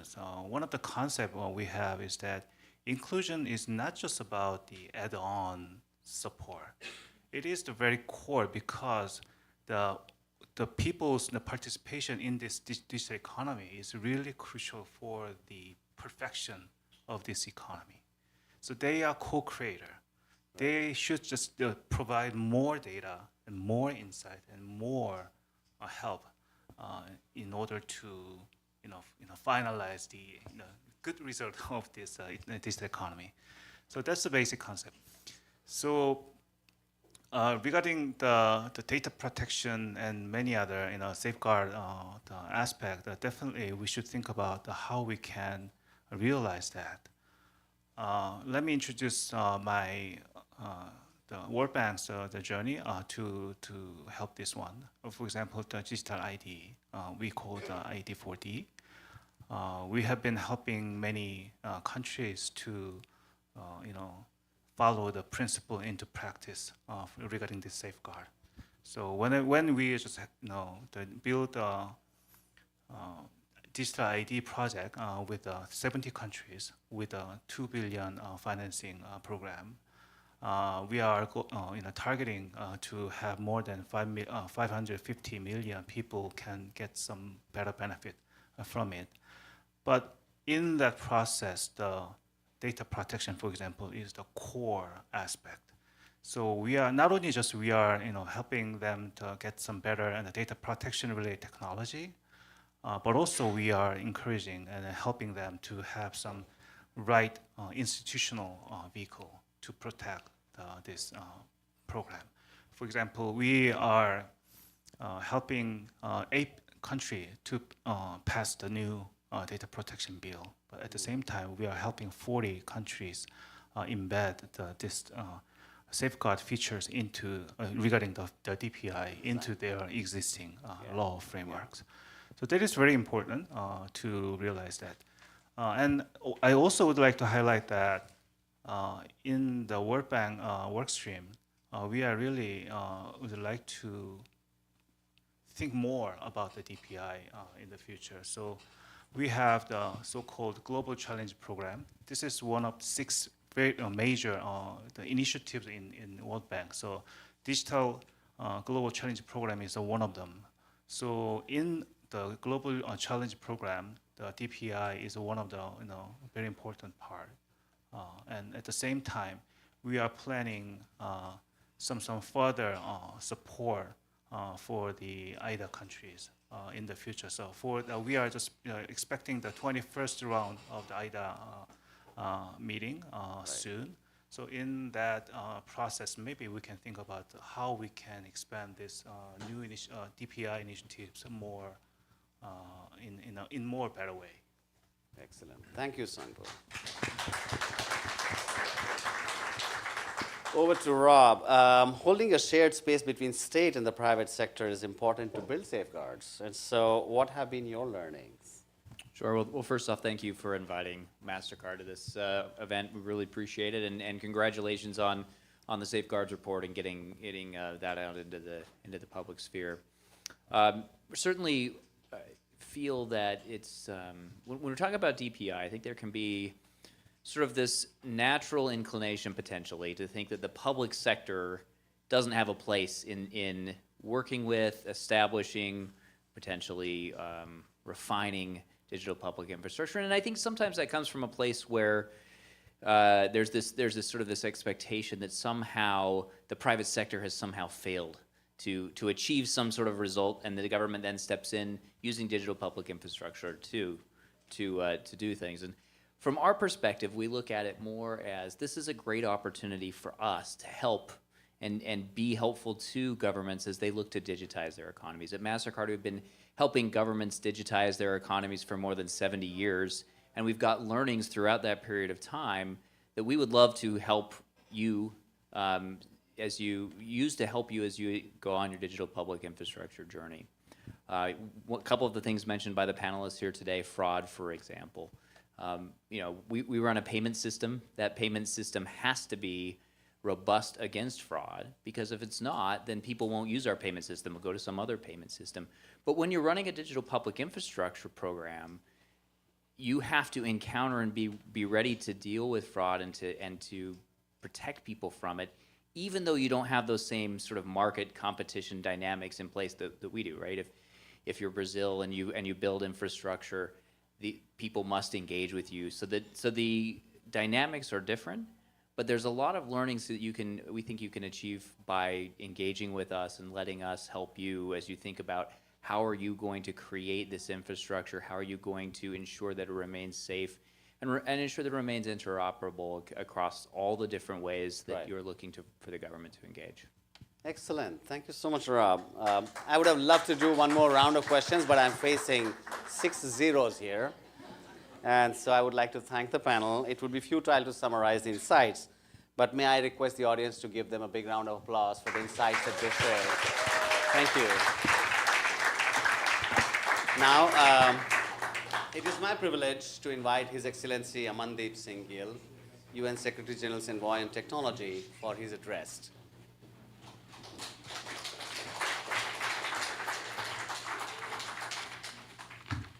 Thank you very much, Sanjay. My boss, the Secretary General, has a $10,000 fine for anyone who calls in His Excellency. So we can kind of calculate how much fine should be imposed on you. Okay. So thank you so much. I know it's been a long day, and you're all keen to get on to your dinner or drinks, or it's beautiful outside. It's raining a bit, but the weather is nice. So I won't take long, and I just want to start by saying a big thank you to the hosts, to the DPGA, to Liv, there you are, for getting us together on this extremely important topic. So this week, we say there's so many historic moments, but yesterday we witnessed something truly momentous. The Pact Future was adopted, along with its 2 annexes, the Declaration on Future Generations and the Global Digital Compact.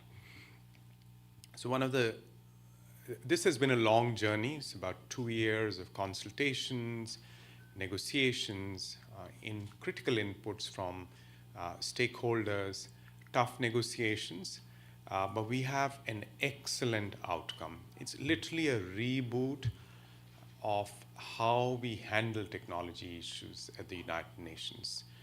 So from the time that the World Summit on Information Society reached its very important outcomes, and they remain valid today, we are working on them, to the time that this document gets adopted, we've had many new challenges come up related to data and AI, related to misinformation, disinformation, but also many new opportunities. And the DPG space, the DPI space, is in that category. Those opportunities to drive an inclusive digital economy, to reach the unreached, the unserviced. So it is good to see that the GDC has this clear recognition of how we can bend technology to the public interest.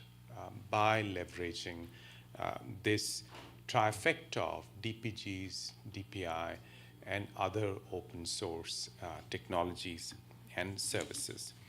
And we have, for the first time, a global public commitment to DPGs and DPIs. And what makes it powerful, and I was thinking about Sanjay and Rob, how you described the process of reaching the safeguards framework. What makes this very powerful is that the GDC is open to endorsement by all stakeholders. Yes, the final stage of the consultation discussions was an intergovernmental negotiation, but now the document is open to endorsement at the level of principles and general endorsement, but also more specifically at the level of objectives and actions. And I hope that drives more interest, including financial support and funding for DPGs and DPIs. So there is one last thing I want to mention about the Global Digital Compact. For the first time, we have a universal agreement on a framework for the governance of AI, an interlocking set of recommendations that allow us to govern AI for humanity. And this will be essential to build trust in the use of AI, to have AI innovation that is beneficial to all humanity. Now, as I turn back to the 50 in 5 campaign, so what comes to my mind is tomorrow we will launch the DPI safeguards framework jointly with UNDP, but this is essentially something that we facilitated. 44 experts led by the co-rapporteurs, Kim and Sanjay. They have worked very hard, and they've been supported by an outstanding group of international organizations. The World Bank are partners in this. They've been part of that group. And we've reached an outcome, and it's not just a report. It's not just something that you keep on your shelf and you refer to it. It's actually a tool. It's an interactive tool. So you can don a persona. You can, whatever be your challenge, whatever be your role, you can don that persona, and you can step into this tool and look at what are the kind of risks that I'm dealing with, what kind of principles apply, what kind of guidance comes from existing use cases, existing experiences, be they in Africa, in Asia, Latin America, in Europe, and how can I ensure that from the perspective of my role, DPIs are safe and inclusive. And this framework includes a set of KPIs because DPIs are not a single slice in time. There's a life cycle to DPIs. So as you go through from the design phase to the implementation phase, the maturity phase, and then revisions, as we've seen with the digital identity in India, then you can implement additional lessons and improve not just the utility, but also the interface with the communities and the citizens who could be excluded if that interface is not working correctly. Sanjay, I liked your description of that holding environment, and I think this is the way to drive change. So it's not top-down change, it's not technocratic change, but it's participatory, it is empowering. And that's the true meaning of development. You know, we talk very glibly about development and goals and targets, but at the end of the day, development is about empowerment, enhancing your capacities to do what you wish to do with your life at the level of people, at the level of communities, and as we have to do at the UN, at the level of nations. Thank you very much. Have a good evening.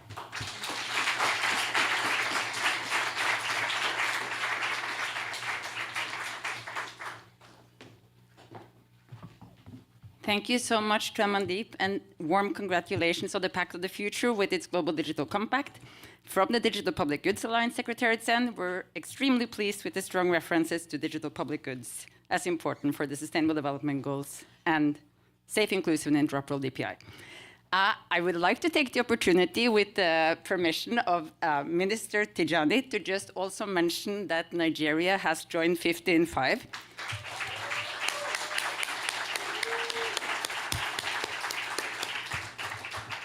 And now, so we're nearing the end. We're a little bit over time.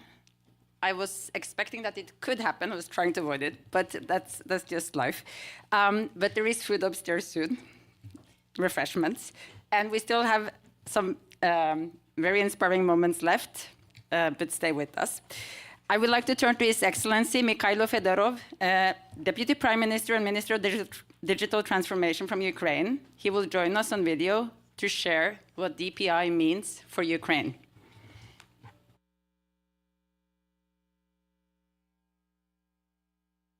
Greetings from the world's capital of freedom. I am grateful for the invitation to the 50 in 5 milestone event. My sincere greetings to everyone and apologies for the remote participation. I'm Ukraine Deputy Prime Minister in charge of innovations and digital transformation. It's my job to push digital public goods forward. Since the Russian full-scale invasion, Ukraine every day has been showing the world how strong, brave, and resilient the country and our people are. Digital resilience is exactly the thing that helped Ukraine to stand in the hardest first months of invasion. Being a tech-advanced country gave us a unique opportunity to continue operating as a state. I mean, all core systems have its digital infrastructure: tax system, state registries, banking, all government agencies. From day one of the full-scale war until today, everything works well. It's not an accident, but rather long-term work, preparation and updating of digital infrastructure, which we've started with the establishment of the ministry. Since 2019, we've digitized major public services. We keep supporting our citizens with one-stop shop for public services and digital documents, DIA. During a full-scale invasion, we develop and launch online public services and products even faster. Over 80 new digital products came up. Already during the invasion, we've reached the mark of 20 million DIA users. In 4 years, DIA became a true Lovemark brand. Ukraine has quite an experience that we are willing to share with the world: our knowledge, expertise, and best solutions as open-source digital public goods. The DIA application and platform of registries, DIA Engine, are the heart of our digital ecosystem, and our vision that it is possible to implement similar solutions worldwide. That's why me and my team are very excited to start our cooperation, or better to say journey, with Digital Public Goods Alliance. I believe this will contribute to both sides. Right now, more than ever, Ukraine should be considered as a strong and accountable partner. We do appreciate all the political, financial, humanitarian help we are receiving. So, sharing our digital expertise is one of the ways for Ukraine to say, "Thank you, world. Let's stay resilient and digital together." Slava Ukraini!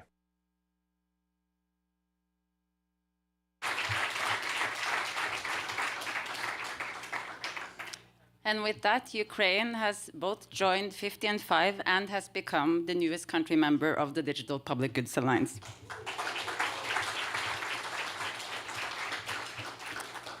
We are now turning to our very last panel.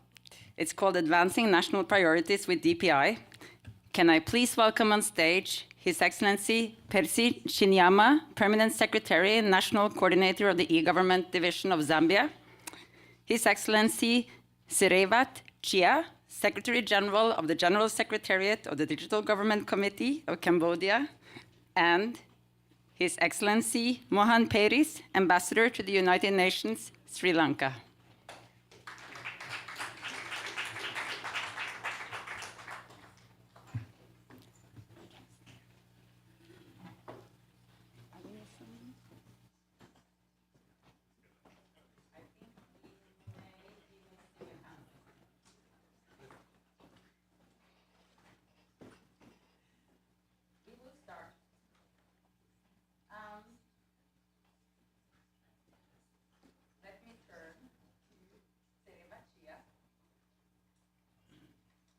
And ask you to share very briefly what the top national DPI priorities have been seen from Cambodia's perspective.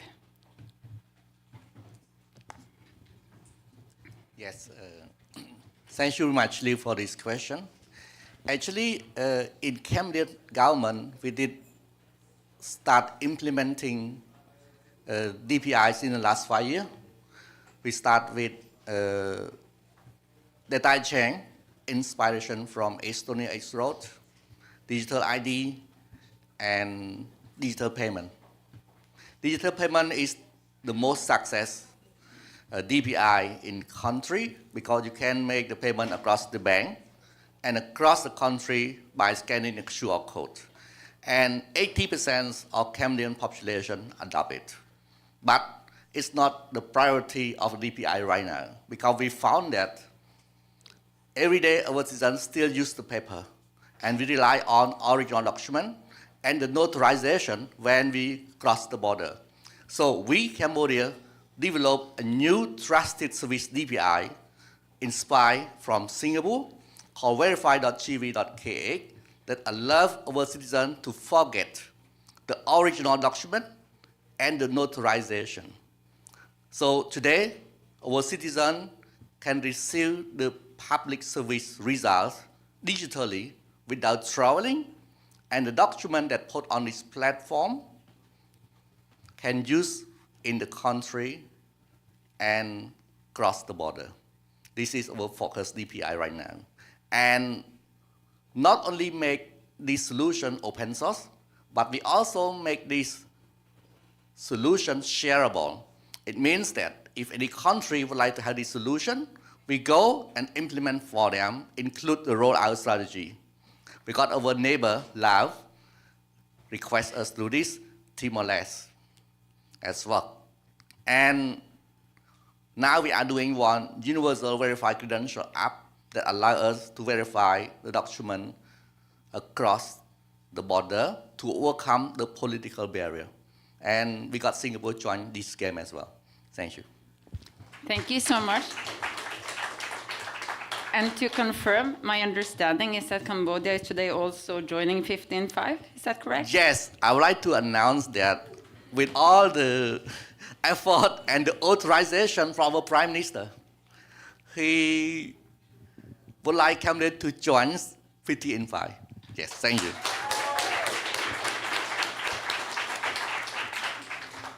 Let me turn to you now, Ambassador Perez. Sri Lanka was actually one of the first movers of the 15.5 campaign, and I would love to hear from you what some of the national DPI priorities have been from Sri Lanka's perspective. Thank you. Thank you for inviting me to this evening's meeting of such an important matter as Amandeep was pleased to observe. Now, as a 15.5 first mover, Sri Lanka has been deeply aware of its transformative potential in digital infrastructure. So by enhancing public services, engaging citizens, and driving economic growth, DPI, we have discovered, played a very pivotal role in shaping our digital landscape and improving the lives of our people. Now, recognizing these very important socio-economic benefits, the government is fully committed to building a robust DPI through the National Digital Strategy for by 2030.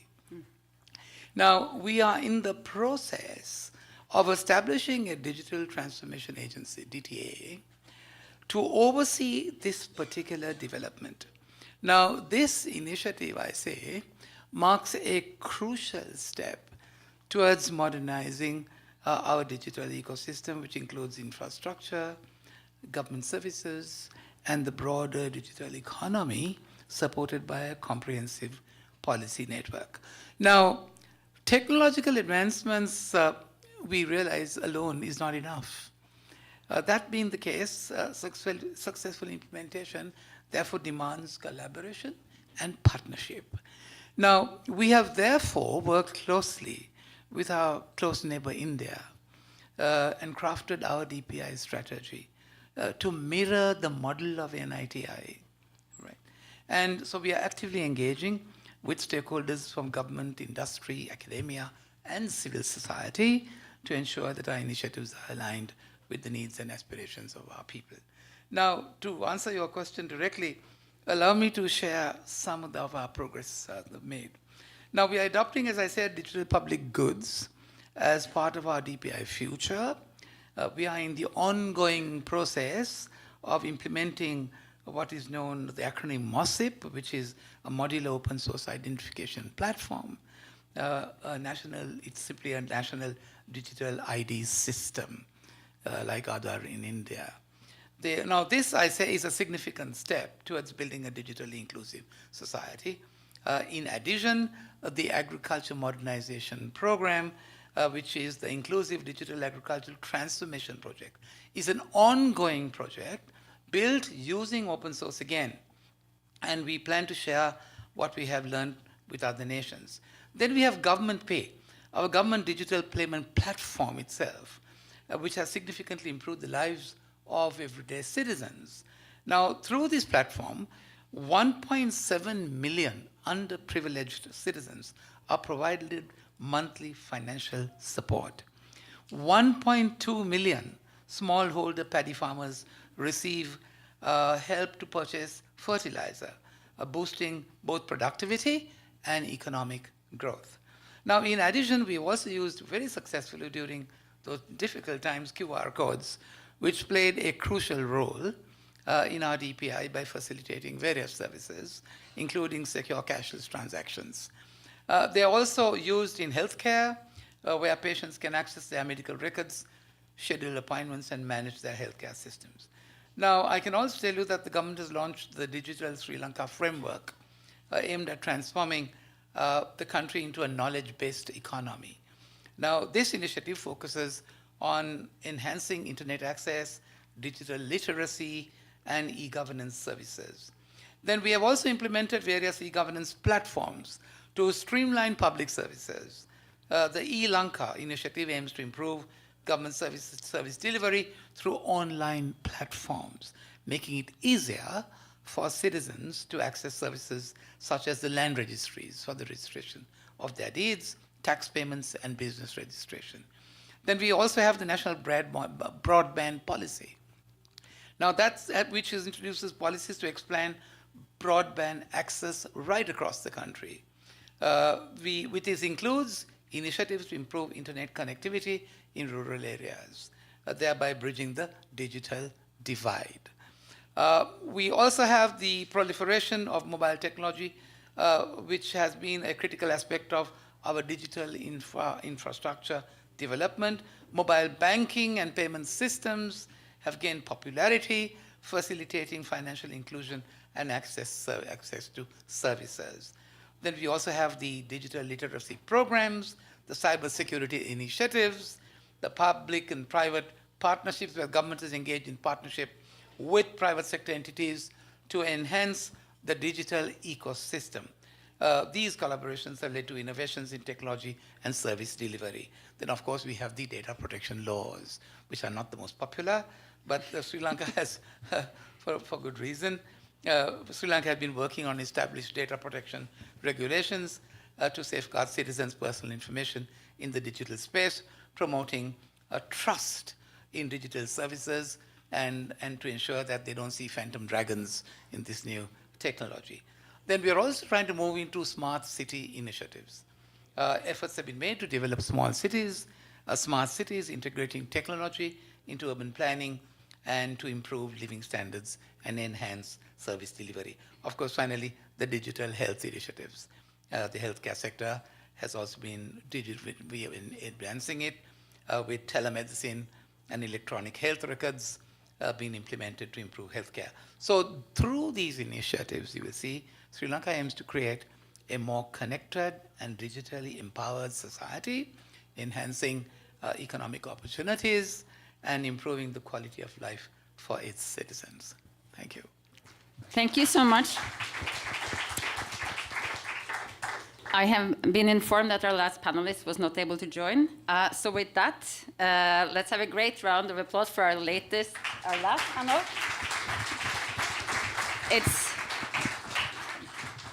It's time to round off the onstage part of the first 15.5 annual milestone event.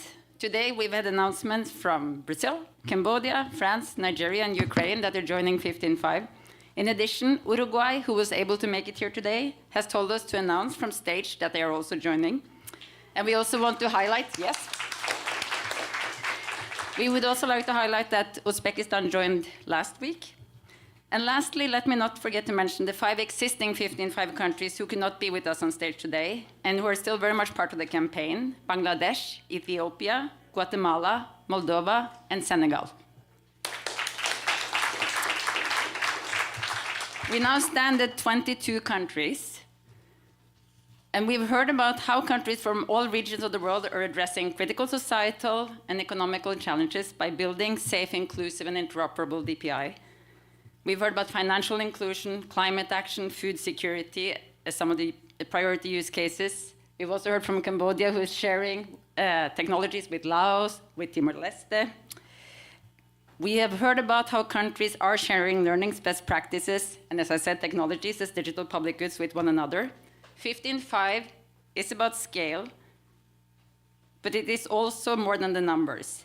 The campaign is about understanding country priorities and about facilitating cooperation between countries to solve common challenges. And the idea is simple, that together we can shorten and improve each other's learning and adoption paths. In the coming year, we will double down on more curated learnings and best practice exchanges. We'll also work to ensure that the digital public goods that countries can use to build their DPI are easily discoverable, deployable, and sustainably financed. And with that, I wanted to thank you to those who have watched on live stream. We will now say goodbye. And thank you for having joined us here in person. The onstage part of the event is now ended, but we look forward to welcoming you up for a reception on the 3rd floor, which will be